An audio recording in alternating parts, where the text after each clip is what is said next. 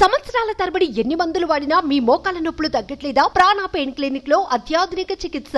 బంగ్లాదేశ్ లో హిందూ వ్యతిరేక హింస ఆందోళన కలిగిస్తోంది. హిందూ మతస్థులు వారి ఇళ్లు, దేవాలయాలపై దాడులు జరుగుతున్నాయి. మేం ప్రమాదకర స్థితిలో ఉన్నాం, మమ్మల్ని రక్షించండి అంటూ అక్కడ హిందువులు వేడుకోవడం సంచలనంగా మారింది. ఇప్పుడు అసలు బంగ్లాదేశ్ లో తిరుగుబాటు తర్వాత హిందూ వ్యతిరేక హింసకు కారణమేంటి?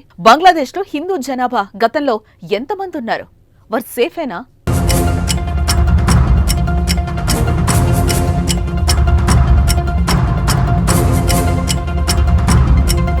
బంగ్లాదేశ్ దేశ స్వాతంత్ర్య సమరయోధుల కుటుంబాలకు 30% రిజర్వేషన్లు అందించడంపై చెలరేగిన అల్లర్లు తీవ్ర రూపం దాల్చి చివరకు ప్రధాని రాజీనామా చేసేలా చేశాయి. దేశవ్యాప్తంగా వెల్లువెత్తిన ఆందోళనలు దృష్టిలో పెట్టుకుని సోమవారం ప్రధాని షేక్ హసీనా తన పదవికి రాజీనామా చేశారు. ఏకంగా హసీనా అధికారిక నివాసాన్ని ఆందోళనకారులు చుట్టుముట్టడంతో ఆమె ఇండియాకొచ్చేశారు. తర్వాత బంగ్లాదేశ్లో రాజకీయ పార్టీలతో చర్చలు జరిపిన ఆర్మీ చీఫ్ దేశంలో సైనిక పాలన విధించారు. నిరసనకారులు ఏకంగా ప్రధాని ఇంట్లోకెళ్లే అక్కడ వస్తువులను ఎత్తుకెళ్లారు. పార్లమెంట్లోకి చొరబడి సిగరెట్లు తాగుతున్నారు.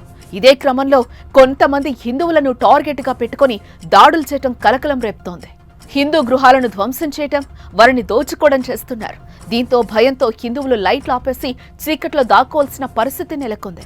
చివరికి దేశం తరపున క్రికెట్ ఆడుతున్న లిటన్ దాస్ పై దాడి జరిగింది. అతడు హిందూ అనే కారణంగానే లిటన్ దాస్ ఇంటికి నిప్పు పెట్టారు. ఢాకాలోని ఖిల్గావ్ పోలీస్ స్టేషన్ పరిధిలోని హిందూ దేవాలయాలు, ఇళ్లపై దాడులు జరిగాయి.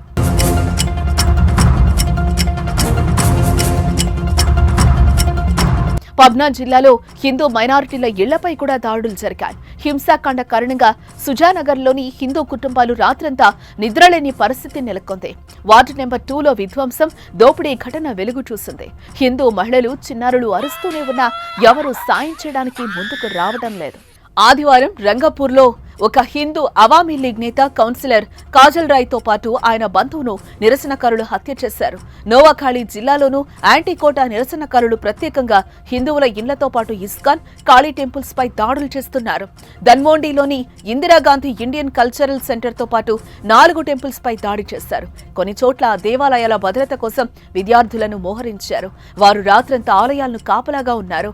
దేశంలో శాంతి భద్రతలకు విఘాతం కలిగించేలా కొన్ని అరాచక శక్తులు ఇలాంటి దాడులకు ప్రేరేపిస్తున్నాయని అనుమానాలు వ్యక్తమవుతున్నాయి. అనేక మతాలకు చెందిన ప్రార్థనా స్థలాలు, ఇళ్లు, స్థిరాస్తులపై దాడులు చేసే అవకాశం ఉన్నట్లు తెలుస్తోంది. బంగ్లాదేశ్ జమాతే ఇస్లామీ ప్రజలు, అన్ని రాజకీయ పార్టీల నాయకులు, కార్మికులు, అన్ని మతాల ప్రజలపై దాడి చేయకుండా కాపలాదారు పాత్ర పోషించాలని మత పెద్దలు సూచిస్తున్నారు. ప్రస్తుతం బంగ్లాదేశ్లో హిందువులు 10% ఉన్నారు. 1951లో హిందువులు 22% ఉండగా ప్రస్తుతం అది 10%కి పడిపోయింది. ప్రస్తుతం వీరందరూ ఆందోళనకు గురవుతున్నారు. హిందువులపై దాడులకు తెగబడడంతో వారిలో భయం నెలకొంది. దాడుల నేపథ్యంలో హిందూ సంఘాల నేతలు ఆందోళన వ్యక్తం చేస్తున్నారు. ఇంకా రాబోయే రోజుల్లో కూడా ఈ దాడులు ఉధృతమవుతాయనే వార్తల నేపథ్యంలో తమను రక్షించాలని సైన్యాన్ని వేడుకుంటున్నారు.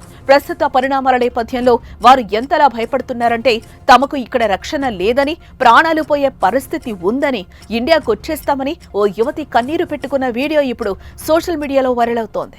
মিছিল নিয়ে যাওয়ার সময় উল্টো দিক থেকে এসে আমার বাসার মধ্যে ঢুকে, আমার বাবা একজন ব্যবসা করে, সে তার ব্যবসার প্রতিষ্ঠান, আমার ভাই একজন ডাক্তার, ছোট কাকার ছেলে, তার চেম্বারও আমাদের বাসার মধ্যে। এই চেম্বারে ఆ యువతి వీడియోను సోను సూద్ రీట్వీట్ చేస్తూ కీలక ప్రకటన చేశారు. బంగ్లాదేశ్ నుంచి భారతీయులు ఇండియాకు రప్పించేందుకు మా వంతు ప్రయత్నాలు చేస్తాం.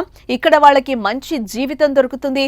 ఇది ప్రభుత్వం బాధ్యతే కాదు, అందరి బాధ్యత అంటూ ట్వీట్ చేశారు. బంగ్లాదేశ్ పరిస్థితులు త్వరగా అదుపులోకి వచ్చి ఇలాంటి రకమైన దాడులకు అడ్డుకట్ట వేయాల్సిన బాధ్యత సైన్యంపైనే ఉంది.